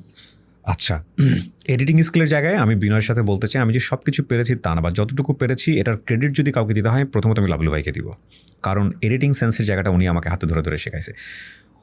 এমন মনে করেন যে এমন একটা গল্প পেয়েছি, প্রচুর উত্তেজনা নিয়ে ওনার রুমে ঢুকে গেছি, লাভলু ভাই পাইছি, এটা দিলে তো মানে বুম। আমার তো তখন বুম ছাড়া অন্য কিছু মাথায় ছিল না। লাভলু ভাই গল্পটা পড়ে বললো যে না, এটা প্রচার করা যাবে না। 1 ঘন্টা ধরে আপসেট, কি কি বললেন আপনি? পরে বুঝছি যে না ঠিক আছে, উনি যেটা বলেছে সেটা ঠিক আছে। অত্যন্ত ধারালো একটা বিষয়কে উপস্থাপন করতে পারেন। এখানে আপনার মনসিয়ানাটা হচ্ছে এই জায়গাটায় যে বিষয়টা ধারালো, এমনভাবে উপস্থাপন করে না যাতে মানুষ কেটে যায়, মানে কারো একজন হাত কেটে যায়। ওই ধারালো জিনিসটাকে আপনাকে ঠিক সেই প্রেসাইজলিই করতে হবে। এইখানে দুটো জিনিস মনে হয় আমাকে কিছুটা শিখিয়েছে। একটা হচ্ছে আমি মাল্টি কালচারাল কমিউনিটিতে বড় হয়েছি, মানে একদম অজপাড়াগা থেকে শুরু করে তারপরে আপনার একটু উপশহর টাইপের জীবন, তারপরে শহরে জীবন, অতি উচ্চ আধুনিকতার মধ্যে যাইতে পারিনি এখন পর্যন্ত, বাট উচ্চবিত্ত পর্যন্ত মনে হয় কিছুটা হলেও টাচ পেয়েছি। তো এই যে মানুষের লাইফ থটগুলো, মাল্টি ডাইভার্স থট, এগুলো আমাকে কিছুটা হলেও মানে সেলফ লার্নিংয়ের জায়গাটা তৈরি করে দিয়েছে। আর আমি প্রথম থেকে সোশ্যাল মিডিয়াতে আমার টার্গেট ছিল যে এই জায়গাটা একদিনের জন্য না, মানে আমি যদি আজকে একটা বুম করি সেটা আমি করতে পারবো, কালকে তো এটার ইম্প্যাক্ট খুব ভয়ানক হবে। সো আমি এখানে এখন পর্যন্ত আমার টার্গেট হচ্ছে লং টাইম কাজ করা। আর যে কোনো জিনিস আপনি যদি লং টাইম করতে চান তাহলে আসলে আমার মনে হয় একটু ধীরে সুস্থ এখনোটাই বেটার। সো আমি জানি যে কোন গল্পের ভিউজ হবে, কোন গল্পের হবে না, কোন গল্পটা নিয়ে তর্ক তৈরি হতে পারে, বিতর্ক তৈরি হতে পারে। কোনো সময় খুব আনএক্সপেক্টেডলি অনেক সময় তর্ক বিতর্ক তৈরি হয়ে যায়, যেটা হয়তো চিন্তার বাইরে থাকে। এরকম ঘটনা আমার লাইফেও হয়েছে, রেডিওতেও হয়েছে। তো সবসময় চেষ্টা করি যে না বিতর্কের বাইরে থাকা। আরেকটা জিনিস যেটা সবসময় চেষ্টা করি যে কোনো গল্পেই কাউকে যাতে কোনোভাবে ব্যক্তিগতভাবে হিট না করে। ধরেন আপনি একটা গল্প বললেন আপনার লাইফে, ওইখানে 5 জন মানুষ জড়িত, সো ওই 5 জন মানুষকে আমার নিয়ে আসতে হবে গল্পে, কিন্তু এমনভাবে নিয়ে আসা যাতে করে তার ব্যক্তিগত কমিউনিটি এবং সামাজিক কমিউনিটি কোনোভাবেই যেন ক্ষতিগ্রস্ত না হয়। এগুলো প্রথম দিকে ছিল না, রেডিওতে অনেক সময় পারি নাই, বুঝে উঠতে পারি নাই, বাট এখন অনেক বেশি সতর্ক থাকি, অনেক সতর্ক থাকি। 2015 পরবর্তী ফেসবুক এবং ইউটিউব যত আসছে, বেশিরভাগ টিভি চ্যানেল সাফার করছে, বেশিরভাগ রেডিও চ্যানেল সাফার করছে। সেইখানে আপনি একেবারে সুইফটলি ট্রানজিশনটা করছেন, এবং সেই ট্রানজিশনে বহু মিডিয়া কর্মী সেই কাজটা করতে পারে নাই। অনেক মিডিয়া কর্মীর এই কমপ্লেনটা আছে যে ওরা তো শিল্পী না, কিন্তু অর্থাৎ তারা যুগের সাথে বদলায় আসতে পারেন। তো সেই জায়গাটাতে আপনার 2000 মানে জাস্ট ফেসবুক ইউটিউবে শুরু করার আগে এবং শুরু করার পরে আপনার বাংলাদেশের মিডিয়া কর্মীরা যেই আর্থিকভাবে বা সামাজিকভাবে যে ক্ষয়ক্ষতিটা হয়েছে, সেই ক্ষয়ক্ষতিটা তো আপনার ক্ষেত্রে হিতের বিপরীত হয়েছে, আশীর্বাদ হয়েছে আলহামদুলিল্লাহ। সো এখানে আপনি মিডিয়া কর্মীদের বা শিল্পীদের গতানুগতিক মানসিকতাটাকে আপনি কিভাবে দেখেন? আচ্ছা, একটা যেটা হচ্ছে আমি খুব লাকি বলবো, প্রথম কথা হচ্ছে প্রত্যেকটা মানুষই ইউনিক। আমার মনে হয় আপনি নিজেও এটা বিলিভ করেন, আল্লাহ দুনিয়াতে পাঠাইছে মানে হচ্ছে তার মধ্যে কিছু না কিছু ইউনিকনেস দিয়ে পাঠাইছেই। আফসোসের বিষয় হচ্ছে যে কেউ সারা জীবনে সেটা ইনোভেট করতে পারে না, কেউ হয়তো খুব অল্প সময় ইনোভেট করতে পারে। সো সক্রেটিসের একটা কথা আছে, নো দাই সেলফ, নিজেকে জানো। বেসিক্যালি ওইটাই। আমি আসলে খুব লাকি যে আমি প্রচুর এক্সপেরিমেন্ট করার সুযোগ পেয়েছি রেডিওতে। আর ক্যাপ্টেন অফ দ্য শিপের কিন্তু অনেক রেসপন্সিবিলিটি থাকে যে এই নৌকাটাকে তীরে পৌঁছাইতে হবে। এখন ধরেন ক্যাপ্টেন অফ দ্য শিপের সাথে কিন্তু অনেক রকমের কর্মীরা জড়িত থাকে, তাদের রেসপন্সিবিলিটি কিন্তু অতটা বেশি না যতটা ক্যাপ্টেন অফ দ্য শিপের থাকে।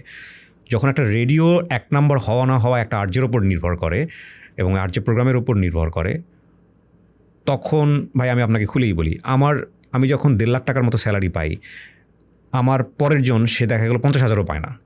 মানে আমার রেসপেক্টের জায়গাটা, আমার ভালোবাসার জায়গাটা আমার প্রতিষ্ঠানের জায়গা থেকে এরকম ছিল, বিকজ আমি দিয়েছিও তাই। আমার প্রোগ্রাম থেকে আর্ন করতো 10 লাখের উপরে প্রতি মাসে। তো আমি এক্সপেরিমেন্ট করেছি এবং তখনই আমি একটা জিনিস বুঝতে পারছিলাম যে কন্টেন্ট তো সব জায়গারই, মানে মিডিয়ামটা আলাদা, কন্টেন্ট যে কোনো জায়গাতেই হবে, যে কোনো কন্টেন্টই এটা মার্কেটে ডিমান্ড থাকবে যদি এটা ইউনিক অ্যান্ড ইন্টারেস্টিং হয়। পৃথিবীতে এমন কোনো জিনিস নাই, এমন কোনো কন্টেন্ট নাই যেটার মধ্যে ইন্টারেস্টিং বিষয় না থাকলে ওটা টিকে থাকে বা ওটা মানুষের কাছে কোনো অ্যাপ্লিকেবল হয়।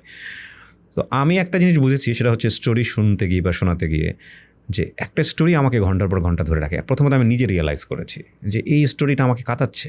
হ্যাঁ, আমি প্রচুর কেঁদেছি, আমি মানুষের গল্প শুনতে গিয়ে প্রচুর কেঁদেছি, প্রচুর হেসেছি।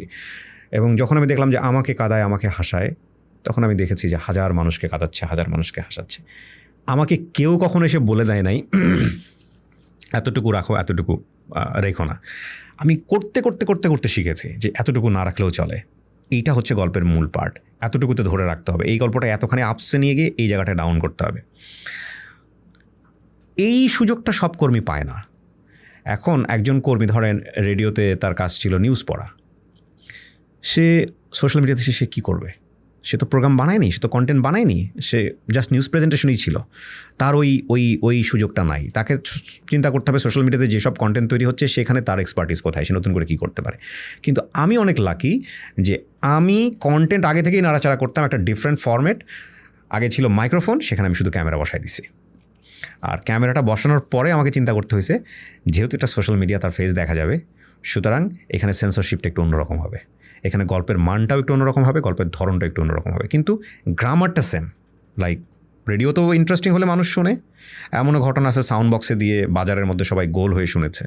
এমনও ঘটনা আছে যে এই গল্প সিডি আকারে বিক্রি হতো, পেন ড্রাইভে 5টা গল্প 5 টাকা করে 25 টাকা। এমনও গল্প আছে যে আইসক্রিমওয়ালা আপনার এই গল্প বাজায় বাজায় গ্রামেগঞ্জে আইসক্রিম বিক্রি করে, সেগুলোর ফুটেজও আসতো আমাদের কাছে। হ্যাঁ, এবং গল্প চলতেছে, বাচ্চারা বুড়ারা সবাই গোল হয়ে আইসক্রিমওয়ালা চারপাশে ঘুরতেছে, ওই লোক আইসক্রিম বিক্রি করতেছে, এরকম ঘটনা আছে। তো আমি জাস্ট ওই এক্সপেরিমেন্টগুলো করেছি এবং আমার কাছে মনে হচ্ছে যখন ক্লিক করা শুরু করলো তখন আমার কাছে মনে হচ্ছে fine, this is the right time. But আমি কখনোই অর্থের দিকে ফোকাস করিনি। আমার এক পর্যায়ে গিয়ে মনে হচ্ছিল যে ওকে ফাইন, 3 মাস না 4 মাস যাওয়ার পরে বা 5 মাস যাওয়ার পরে ক্যান্সার আক্রান্ত পেশেন্ট রানু বেগম, ওনার বয়স 48 বছর, উনি ক্যান্সারের পেশেন্ট। বিশেষজ্ঞ ডাক্তার বলেছেন ক্যান্সারটি সেকেন্ড স্টেজে আছে এবং এটা কিউরেবল। উনি 3টা কেমো 8টার মধ্যে অলরেডি দিয়েছেন, কিন্তু বাকি আর কোনো টাকা ওনাদের নাই। আমি ইয়াহিয়া আমিন 5,000 টাকা দিয়ে ওনার সাথে সহযোগিতায় এগিয়ে এসেছি। আপনারাও এগিয়ে আসুন, ওনার ডিটেলসটা নিচে দেওয়া আছে, সো দ্যাট লাইফস্প্রিং ফাউন্ডেশনের মাধ্যমে আমরা ওনার এই ক্যান্সারের এই কঠিন যাত্রায় ওনাকে হেল্প করতে পারি, সো দ্যাট উনি আবার সুস্থভাবে ওনার স্বাভাবিক জীবনে ফিরে আসতে পারেন। এটা বললে তো বুঝে যাবে লোকজন কী পরিমাণ ইনকাম করতাম আমি ওই সময়। ওকে ফাইন, ডলারের জায়গা থেকে $10,000 করা যায় কি না 3 মাস মানে কন্টেন্ট মুভ করার পরে, মাসের 15-20 তারিখের মধ্যেই সেটা ক্রস করে গেছে। রাইট। আপনার যেখানে 2019-20 সালে যেখানে আপনার বেতন অর্ধেক, সন্তান আছে, বউ আছে, সংসার আছে, সেইখানে আপনি সোশ্যাল মিডিয়াতে ঢুকলেন। অ্যান্ড সোশ্যাল মিডিয়াতে মানে 1 নম্বর হওয়াটা খুবই কঠিন, বাট ডেফিনেটলি আপনি 1 নম্বর ছিলেন এবং আছেন for a very long time in many ways. তো এইটা আপনার অর্থের দিকে না তাকাইলেও সেটা আপনার ধরেন 2019-20 আগে আপনার যে বাৎসরিক আয় ছিল তার আনুমানিক কত গুণে গিয়ে সেটা আপনাকে পরিণত করছে এখন আচ্ছা, মাত্র 3 বছরে। আচ্ছা, মানে আমি যদি বলি যে আমার ওই স্যালারির জায়গাটা বলতেছেন আপনি, স্যালারি থেকে আমি কী পরিমাণে করতাম, আমি বরং এইভাবে বলি আপনাকে, আমার ফ্রেন্ডদেরকে আমি করে বলি, আমার ইউটিউব থেকে যেসব ভাই ব্রাদাররা ইনকাম করেন ফেসবুক থেকে, তারা খুব সহজে রিলেট করতে পারবে। ওই তো প্রথমেই গল্পটা আছে যে ওই যাকে অফার করলাম যে জয়েন করবে কিনা, ওই যখন বললাম না চাচা আমি করবো না জয়েন। তো বিষয়টা আসলে এরকমই। টু বি অনেস্ট, আমি যদি আরও 10 বার লাইফে কর্পোরেট জবে যাই, 10 বার যদি আমার এরকম 10 বছরের করে ক্যারিয়ার হয়, সেটাও সম্ভব না আলটিমেটলি আমি লাস্ট 3 বছরে মানে যে পরিমাণ আয়ের ক্যাপাবিলিটিস পেয়েছি বা আমি আয় করতে পেরেছি। এইখানে আরেকটা ইন্টারেস্টিং বিষয় হলো, এই কাজ করতে গিয়ে আমি একটা লিমিটেড কোম্পানি খুলে ফেলি আর কি। খুলে ফেলি বলতে লিমিটেড কোম্পানি আমার ছিল আগে থেকে, কিন্তু ফরম্যাটটা চেঞ্জ করি। এবং আমি জানি না বাংলাদেশে এরকম আর কখনো আছে কিনা যে একজন মানুষ 1 পার্সন আর্মি যে হচ্ছে আর 2-3টা হ্যান্ড নিয়ে লিমিটেড কোম্পানি চালায়, তাও কন্টেন্টের উপরে, সোশ্যাল মিডিয়া কন্টেন্টের উপরে। তো আমাদের আর্নিংটা হতো 3টা সোর্স থেকে। একটা হচ্ছে কন্টেন্ট, একটাই আপনার ফেসবুক আপনাকে পয়সা দেয় কন্টেন্টের জন্য, ইউটিউব পয়সা দেয়, আবার এই কন্টেন্টই আপনি লোকাল মার্কেটে সেল করেন। হ্যাঁ, তো আমি যে সময়ের কথা বলছি ওই সময় আপনার হচ্ছে ই ভ্যালি বা ওগুলো যারা ছিল ওই সময়টাতে কিন্তু খুব ভালো ছিল, মানে আপনার হচ্ছে কমার্শিয়ালি ওরা অনলাইনে ভালো ব্যবসা করতেছে। এরপর তো অনেক ধরপাকড় শুরু হলো, অনেক কিছু, ওই সময়টার কথা আমি বলতেছি। তো ওইখান থেকে প্রচুর বিজ্ঞাপন আসতো। তো আমরা লোকাল মার্কেট থেকে যেটা আয় করতাম এটার আমরা সবসময় 15% ট্যাক্স ভ্যাট দিয়ে হলো আমরা এই করতাম। আর মনিটাইজ থেকে যেটা আসতো সেটা তো বাংলাদেশে এখন পর্যন্ত আমি যতদূর জানি যে সরকার এটাকে ট্যাক্স ফ্রি রেখেছেন। তো আলহামদুলিল্লাহ আমাদের একটা কন্টেন্ট দিয়ে 3টা জায়গা থেকে আমাদের আয় হতো। এখনকার জায়গাটা একটু ডিফিকাল্ট। তো আমার প্রথম দিন থেকে স্ট্র্যাটেজি ছিল, ইফ মাই গুড ইজ মানে বেস্ট, লাইক আমার কন্টেন্ট যদি গুড হয়, আমার কন্টেন্ট যদি পয়সা আনার মতো হয়, তাহলে পয়সা আসবে, সেটার জন্য আমার জুতার তলা খরচ করার কোনো দরকার নাই। আর আমার পয়সা তো মনিটাইজ থেকে আসতেছেই, ফেসবুক থেকে ইউটিউব থেকে আসতেছে, এত লোভ তো নাই। সো এরকম হয়েছে যে ধরেন আমাকে বলেছে যে আপনি তো আমার অফিসে গেছেন, ছোট্ট একটা অফিস, আমি নাম বলতেছি না, খুব বড় একটা গ্রুপ অফ ইন্ডাস্ট্রিজের মালিকের মা আমার আপন ঠিকানা দেখতো, যেটার মাধ্যমে 300 ক্রস করে গেছে ছেলেমেয়েদেরকে আমরা পরিবারে ফেরাইছি আলহামদুলিল্লাহ। এবং উনি দেখতো, উনি ওনার গ্রুপ অফ কোম্পানিজের যিনি হেড ছিলেন তাকে বলছে যে এই ছেলের এই প্রোগ্রামটা নিয়ে কিছু করা যায় কিনা দেখো। আমাকে বহুবার ফোন দিয়েছে, ভাইয়া একটু আসেন, একটু আমাদের সাথে বসে একটু চা পানি খান। আমি বললাম ভাইয়া চা পানি খাওয়ার মতো সময় কই, আমি যদি এর মধ্যে 2টা ভিডিও বানাই আমার অনেক টাকা ইনকাম হবে, দরকার কি। তো করতে করতে বেচারিরা একসময় আমার অফিসে আসছে, কর্পোরেট অফিস, স্যুট টাই ঠাই পড়া আসে বিশাল, আমার তো কিছু নাই, মাথার উপরে ফ্যান ঝুলতেছে। তো আমি আজ ইউজুয়ালি চেয়ারে বসছি, ওনার ওয়াশরুমের পাশে আমার ছোট্ট একটা সোফা, ওখানে বসছে। আমি ভিতরে খুব হাসি আসতেছে আমার। হাসছে এই কারণে, C the power of content. যেখানে আপনি 2 বছর আগে এরকম কোনো অফার পেলে রেডিওর সেলস টিম নিয়ে অমুক নিয়ে সব গাড়ি ঠাড়ি দৌড়ায় গিয়ে ঘন্টার পর ঘন্টা মিটিং করতেন, সেখানে ওনারা নিজের আসছে আমার অফিসে আমার সাথে কথা বলার জন্য। আলহামদুলিল্লাহ মিটিং করলাম 1 ঘন্টা 1.5 ঘন্টা, ভদ্রলোক নাকে হাত দিয়েই মিটিং করলেন। আমি বুঝতে পারছি বিকজ এনভায়রনমেন্ট ওরকম না, তখন অফিসে ভাবে তৈরি করা হয় নাই। এবং রুম থেকে বের হয়ে উনি কনফার্ম করলেন যে ইয়েস আমরা মুভ করতেছি আপনার সঙ্গে। এই ব্যাপারটা হচ্ছে কি যে আপনার অফিসে যখন আমি গেছি, আমি আসার পরে আমি এই গল্পটা অনেককে বলছি, অনেকেরই আপনাদের হয়তো যারা অডিয়েন্স তাদের হয়তো বা আরজে কিবরিয়া ভাইয়ের অফিসে যাওয়ার সুযোগ হবে না। তো সেই জায়গাটা থেকে আমি বলতেছি, ওনার অফিসের সবচেয়ে অসাধারণ ব্যাপারটাই হচ্ছে যে ওনার থেকে লো কস্ট এবং হাই রেভিনিউ জেনারেটিং কোনো অফিস স্পেস আমি আমার জীবনে কল্পনা করতে পারি না। এবং এটা আমি যখন গেছি আমি তখন বুঝছি, আর আমার কাছে মনে হয়েছে যে উনি যে কত মিনিমালিস্টিক অল্প সেট আপে একটা গল্পকে কত স্ট্রং করতে পারে, এটা আনবিলিভেবল। এটার কারণ আছে ভাই। 2020 সালে যখন আমাদের করোনার কারণে অফিস বন্ধ হয়ে গেল, রমজান মাস, পুরো সময়টা আমি ঘরে বসা, কি করব বুঝে উঠতে পারছি না। এক পর্যায়ে মনে হলো আমার একটা জায়গা দরকার বসার। ওই সময় আমি হচ্ছে এই যে বিভিন্ন ওয়েবসাইটে যে বিজ্ঞাপনগুলো দেয়, আমি খুব লো রেটে খুঁজতেছিলাম, কারণ আমি তো তখনও জানি না ফিউচার আমার কী দাঁড়াচ্ছে।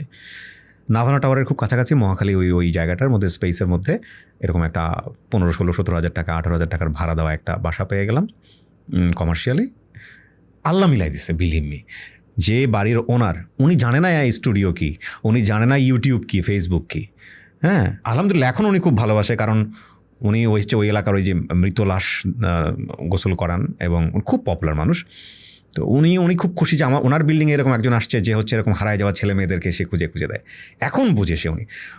এবং ওঠার 2-3 সপ্তাহ পরে যখন পত্রিকায় আসতো প্রথম দিকে আপন ঠিকানা, তখন উনি আমাকে আঙ্কেল এই যে দেখেন আপনাকে নিয়ে পত্রিকায় নিয়ে লিখছে আজকে। তো আমি যাক আলহামদুলিল্লাহ বাঁচাই দিয়েছে লোকটাকে, আমার বোঝাইতে হয় না যে আমি কী কাজ করি এখানে। তো আমি ডেকে বলতাম আঙ্কেল আমি তো এখানে ফোম লাগাবো, আমি এখানে জানলা ঠাল্লা থাকবে না, এটা ঢেকে দিব, এখানে একটা করবো, আপনার কোনো সমস্যা নাই তো? তুমি আমাকে থাকলে আপনি কী করবেন এইখানে? আমি তো আঙ্কেল আপনি যে ইউটিউবে খুঁজলে আমাকে পাবেন। তো এরকম করে দেখাইতাম, বুঝাইতাম। এইটাই যে আমার রুজির মূল জায়গা হবে আমি আসলে চিন্তাও করি নাই তখনও। বাট আলহামদুলিল্লাহ চলে যাচ্ছে। জায়গাটা এখন অনেক বেশি, জায়গা বলতে কি মানে সোশ্যাল মিডিয়া জায়গাটাও এখন অনেক বেশি চ্যালেঞ্জিং। আপনি জানেন যে ফেসবুকের রিচ এখন অনেক কম, ইউটিউবে চ্যানেল বেড়ে গেছে অনেক। আর আমাকে আরেকটা বড় জিনিস যেটা হচ্ছে আপন ঠিকানা অনেক বেশি স্টাক করে ফেলছে। এটা কিন্তু শুধুমাত্র কন্টেন্ট, এটা একটা সামাজিক দায়িত্ব। এখন আমি বুঝি এটা যে কিছু মানুষ এসে স্টোরি বলতেছে, এটা আসলে প্রচার করলে 10,000 মানুষও দেখবে না, কিন্তু আমার দায়বদ্ধতার জায়গা থেকে আমি এটা প্রচার করি, যেটা আমার ফেসবুকের পেজের রিচ কমায় দেয়, কন্টেন্টের ভিউজ কমায় দেয়। কিন্তু আমার টার্গেট থাকে হোক, তারপরও যদি ফ্যামিলিতে ফিরতে পারে। এবং এরকমভাবে প্রচুর ছেলে মেয়ে ফ্যামিলিতে ফিরে গেছে। আপনি যদি আমার সবচেয়ে বড় স্যাটিসফ্যাকশনের জায়গা বলেন, তাহলে আমি বলতে পারবো হয়তো আমার পরে এর চেয়েও ভালো কাজ অনেকেই করবেন যদি এটা ভালো কাজ হিসেবে কাউন্ট হয়। কিন্তু আমি বাংলাদেশের এমন একজন কন্টেন্ট ক্রিয়েটার, আমি with the name of Almighty আলহামদুলিল্লাহ এবং আলহামদুলিল্লাহ এগেন, যদি কোনো দিন লেখা হয় কোথাও বা বলা হয় কোনো কিছু, তাহলে এই আপন ঠিকানার কথা আসা উচিত বলে আমি মনে করি। যে লাস্ট 3 বছরে আমি প্রায় 500-র অধিক ছেলেমেয়েদেরকে নিয়ে কাজ করেছি, যার মধ্যে 300-র অধিক ছেলেমেয়ে যারা বিভিন্ন সময় পরিবার থেকে ডিটাচড হয়ে গিয়েছিল, কেউ আছে 52 স্বাধীনতার আগেও হারিয়েছে, এরকম কিছু ছেলেমেয়েকেও আমি তাদের শিকড়ে ফেরাতে পেরেছি। না, আপনার এই পার্টিকুলারলি প্রোগ্রামটার দেখলে আমার এক একজনের এক এক জিনিস মনে পড়ে, এক একজনের এক একটা কথা মনে পড়ে। আমার যেটা মনে পড়ে সেটা হচ্ছে গিয়ে যে আল্লাহ সুবহানাহু ওয়া তাআলা সূরা দোহাতে যখন রাসূলুল্লাহ সাল্লাল্লাহু আলাইহি ওয়াসাল্লামের সারা জীবন অন্ধকার ছিল, সব কিছু অন্ধকার ছিল ওনার জীবনে, অ্যাবসলিউটলি ওনার স্ত্রী মারা গেছে, ওনার সন্তানরা মারা যাচ্ছে, সবাই খারাপ কথা বলছে এবং অলমোস্ট একটা লম্বা সময় কোনো কোরআনের আয়াত, আল্লাহর আয়াত আসতেছে না এবং রাসূলুল্লাহ সাল্লাল্লাহু আলাইহি ওয়াসাল্লাম প্রচণ্ড রকম কষ্টে আছে। তখন ডেফিনেটলি উনি শুরু করছেন যে আমি তোমাকে ছেড়ে যাই না এবং তোমাকে অপছন্দ করি না, এবং অবশ্যই একটা আলো আসবে দোহা হিসেবে, যেটা পুরা আকাশকে অন্ধকার থেকে আলোকিত যেভাবে করে, একইভাবে তোমার জীবনে অতীতের থেকে ভবিষ্যতে একটা প্রশান্তি আসবে, যে প্রশান্তি সব সমস্যা দূর করবে। অ্যান্ড দেন সাথে সাথেই আল্লাহ যেটা বলছেন সেটা হচ্ছে গিয়ে যে তুমি এতিম ছিলে এবং আমি তোমাকে পরিচয় দিছি, তুমি অসহায় ছিল, আমি তোমাকে সহায় দিছি, এবং তুমি পথ হারা ছিল এবং আমি তোমাকে পথ দেখাইছি। অ্যান্ড দেন ইমিডিয়েটলি মানে এখন তুমি কি করবা, এখন তুমি যখন কোনো এতিমকে পাও তুমি তাকে হেল্প করো, তুমি যখন কোনো অসহায় পথ হারাকে পাও তুমি তাকে পথ দেখাও। এবং এটার একটা খুব অসাধারণ এক্সাম্পল হচ্ছে আপনার কাজটা আর কি, বিকজ দিনের শেষে পরিচয়হীনকে পরিচয় দেওয়া, বিকজ দিনের শেষে যে মানুষগুলোকে আপনি ফ্যামিলির সাথে রিইউনাইট করতেছেন এরা একরকম এতিম, এরা একরকম পরিচয়হীন, এরা ডেফিনেটলি অসহায়। এবং এটা একটা মানে অসাধারণ কাজের একটা, যেটা হয়তো বা মানুষ খুব কমই রিয়েলাইজ করে। কারণ হয় কি, আমি যখন আপনার কমেন্ট সেকশন দেখি, sometimes it's too much about ও কত পয়সা কামাইছে, ও কত বাট কত ভিউ হয়েছে, এই সেই হ্যান ত্যান, হ্যাঁ খুব গরম দেখাইতেছে ইত্যাদি। বাট দিনের শেষে it's not even the point. The point is যে এগুলো সত্য গল্প ধরে মানুষকে একটা ভালো কাজে আটকায় রাখা। আমি একজনের সাথে কথা বলছিলাম, আমার স্কুল ফ্রেন্ডের একজন মা, উনি প্রতিদিন আপনার প্রোগ্রাম দেখতো, 2022-এর কথা বলতেছি আমি। তো ওনার কাছে ব্যাপারটা এরকম ছিল যে আপনার প্রোগ্রামে যদি সে দেখে এবং যদি সে শেয়ার করে তাহলে সে সোয়াব পাবে। অ্যান্ড দ্যাট আইডিয়াটা কিন্তু খুব পাওয়ারফুল, যে সে শুধু কিন্তু একটা সিনেমা দেখতে বসে নাই, এবং এইটার জন্য সে মানুষকে ধরে রাখতেছে এবং সে খুব সে ওয়েট করতেছে যে সে একটা শেয়ার করে হবে। এই জিনিস বাংলাদেশে অন্য কোনো কন্টেন্ট ক্রিয়েটারকে আমি দেখি নাই। হ্যাঁ, এখন অনেক কিছু দিয়ে আপনি অ্যাটেনশন পাইতে পারেন, but what is that attention for? I mean eventually ফুলফিলমেন্টের জায়গা থেকে। সো সেই জায়গাটা থেকে আপনি যে কাজটা করছেন সেটা একটা ইউনিকলি সাকসেসফুল ইনিশিয়েটিভ, আলহামদুলিল্লাহ। আপন ঠিকানার জন্মটা খুব কাকতালীয়ভাবে হলো। কোনো একটা গল্পের ছোট্ট একটা অংশ কেটে প্রমোশনাল ভিডিও করেছিলাম, সেখানে ওইরকম একটা অতিথি ছিল যে তার পরিবারকে খুঁজতেছে, 2 ঘন্টার মধ্যে ফ্যামিলি পাওয়া যায়। তখন আমার আইডিয়াটা স্পার্ক করলো যে ফাইন, এরকম আর 3-4টা ক্যারেক্টার করে দেখি, এবং ইন্টারেস্টিংলি ওগুলোও সফল হয়ে গেল। তখন তো এটা একটা মহিরুহের মতো, আমার সামনে বাংলাদেশে কত আছে এরকম সবগুলোকে নিয়ে আমি কাজ করতে চাই। এবং ওই সময় ফেসবুকের রেগুলার যে রিচ ছিল, আমার কিছু কিছু ভিডিও আছে 1 লাখের উপরে রিচ। আমার একটা ভিডিও আছে আমি যেটার বললে এক নামে সবাই চিনবে, ঝর্ণার কথা আমি বলতে পারি। এটা এখন পর্যন্ত আমার সর্বোচ্চ ভিউজ, বাংলাদেশে 3 কোটি মানুষ দেখছে ওই ভিডিওটা। 18 কোটি মানুষের মধ্যে 3 কোটি মানুষ দেখে ফেলছে। হ্যাঁ, কত আয় করছে এটা জিজ্ঞেস করেন ওই ভিডিও থেকে, বাই দ্য ওয়ে। সো এটা ফেসবুকের কথা বলছি আমি। তো এই যে ব্যাপারগুলো, ওইটা না করতে পারলে সোশ্যাল মিডিয়াতে আমাকে মানুষ তো চিনছে বেসিক্যালি মেজরিটি পার্সন আপন ঠিকানা দিয়ে, কিন্তু আমার তো ব্র্যান্ডিং হচ্ছে স্টোরি, আমি স্টোরি যেভাবে পিক করি, তারপরে আসছে ব্র্যান্ডিং বাংলাদেশ বা লাইফ, এগুলা। তো আপন ঠিকানা না করলে হয়তো বা আমি ফ্রাস্ট্রেশনে সারা জীবনই থাকতাম। আর আপন ঠিকানা, ব্র্যান্ডিং বাংলাদেশ, লাইফ, এগুলো করে আমার মধ্যে একটা শিক্ষা হয়েছে, সেলফ রিয়েলাইজেশন যেটা বলি। আপনি পৃথিবীতে যে কাজই করেন না কেন ইয়াহিয়া আমিন ভাই, যে কাজই করেন না কেন, যেই প্ল্যাটফর্মেই করেন না কেন, সেটা যদি ইউনিক না হয়, ইন্টারেস্টিং না হয়, তার আপনি আপনার লাইফের বেস্ট কাজটা করেন নাই এখন পর্যন্ত। তো আমি রাইট নাও 41। আমার কাছে মনে হয় যেটা আমি আমার লাইফে কতগুলো বেস্ট কাজ আল্লাহ করাবে জানি না, বাট আমি সোশ্যাল মিডিয়াতে যে বেস্ট কাজটা করা সম্ভব ছিল সেটা আমি করেছি। বাট আমি স্টিল হাঙ্গ্রি, আমি নেক্সট কী করবো আমি জানি না, আমি খুঁজতেছি নতুন কিছু একটা করার জন্যে। এই দিক থেকে আমার একটা স্যাটিসফ্যাকশন আছে। আমি মনে করি জীবিত মানুষ এটা আমার থট, যেই লেভেলেরই মানুষ হোক না কেন, যে এখানে ভদ্রলোক 2জন ক্যামেরার পিছনে বসে আছে তাদেরকে সহ বলতেছি, উনি যদি ওনার ইউনিকনেসটা খুঁজে না পেয়ে থাকে, উনি কোন কাজে দক্ষ, এবং উনি যে কাজে দক্ষ, যে কাজে মাস্টারপিস, সেটা পৃথিবীর 700 কোটি মানুষের মধ্যে আর কেউ না, ওটা উনিই মাস্টারপিস। হয়তো করবে একই প্ল্যাটফর্মে, বাট ওনার ইউনিকনেস ওনারই, ওটা অন্য কেউ করবে না। লাইক আমি যদি সহজ করে উদাহরণ দিই, সবগুলো হোটেলে গেলেই আপনি আলু ভর্তা পাবেন, কিন্তু একটা পার্টিকুলার হোটেলের আলু ভর্তা আপনার মজা লাগে, ওই হাতটা আপনি নিতেও পারবেন না, ওই আলু ভর্তা আপনি নিতেও পারবেন না। সো এটা আমি বিশ্বাস করি প্রত্যেকটা মানুষের মধ্যে আল্লাহ এই ইউনিকনেসটা দিছে কোনো না কোনো জায়গাতে। কেউ হয়তো বাদাম বিক্রি করবে, কেউ হয়তো পান বিক্রি করবে, কেউ হয়তো খুব বড় একটা বিজনেস ম্যাগনেট হবে, কেউ হয়তো খুব ভালো কন্টেন্ট ক্রিয়েটার হবে, কেউ হয়তো খুব ভালো স্পিকার হবে, কেউ হয়তো খুব ভালো ডাক্তার হবে। যেই যেটা হোক না কেন, দ্যাট ইজ ইউনিক থিং। ওইটা যদি সে আবিষ্কার করতে না পারে তার ফুল লাইফে, তার মানে আমি মনে করি সে তার পুরো লাইফটাই অপচয় করে গেছে সিস্টেমের কাছে, অথবা কোনো না কোনো ক্যাটাগরিক্যালি সে অপচয় করছে। হয়তো তার পারিবারিক রেসপন্সিবিলিটির কাছে অপচয় করছে, অথবা মানে টেনশনে অপচয় করছে। এইটা খুঁজে বের করাটাই মানুষের জীবনের সবচেয়ে বেস্ট কাজ, এবং এটা যদি সে খুঁজে না বের করে তাহলে আমার মনে হয় লাইফটা অপচয়। সো সেদিক থেকে আমি হ্যাপি। মানে আমি যাই করি না কোনো নেক্সট লাইফে, আমি গ্রামার থেকে বের হয়ে করবো না। সেটা যদি আমি বিজনেসও করি, I have to be unique there, interestingly কিছু করতে হবে, অথবা আমি যদি বই পড়া নিয়ে কিছু করি অথবা জব করি, হোয়াট এভার, ওই মজাটা যদি না থাকে আমি কন্টিনিউ করবো না। So that is best achievement আমার সোশ্যাল মিডিয়া। না, এটা একটা মানে খুবই মানে মিনিংফুল ওয়ে লাইফকে দেখার জন্য। শুধু ইউনিক না, আমার কাছে মনে হয় এক্সেলেন্সের পিছনে ছোটাটাও খুব ইম্পর্ট্যান্ট। যে আমি যাই করি, আমি একটা চা বানাই আর আমি চানাচুর বানাই আর আমি বউ বা স্বামী, আমি আমি আমি জাস্ট এক্সেলেন্সের পিছনে ছুটি।